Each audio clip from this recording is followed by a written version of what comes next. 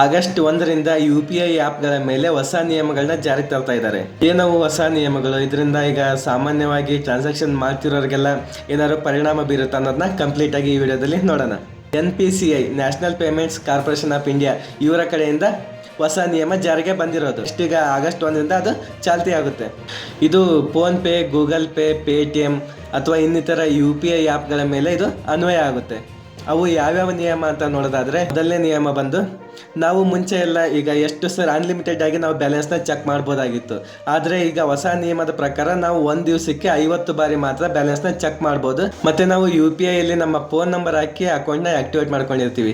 ಆ ರೀತಿಯಾಗಿರೋ ಅಕೌಂಟ್ನ ಒಂದು ದಿವಸಕ್ಕೆ 25 ಬಾರಿ ಮಾತ್ರ ನಾವು ಬ್ಯಾಲೆನ್ಸ್ನ ಚೆಕ್ ಮಾಡೋದಕ್ಕೆ ಸಾಧ್ಯ ಆಗುತ್ತೆ.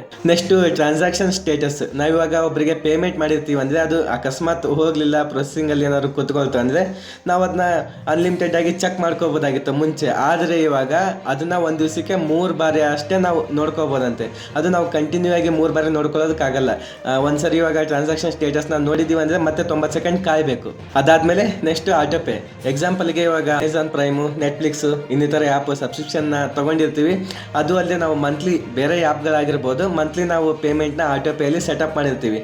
ಅದು ಮುಂಚೆ ಅನ್ಲಿಮಿಟೆಡ್ ಆಗಿತ್ತು. ಆದರೆ ಇವಾಗ ನಾವು ಮೂರಕ್ಕೆ ಮಾತ್ರ ನಾವು ಆಟೋಪೇನ ಸೆಟ್ ಮಾಡ್ಕೋಬೋದು. 3ರ ಮೇಲೆ ಆಟೋಪೇ ಸೆಟ್ ಆಗೋದಿಲ್ಲ.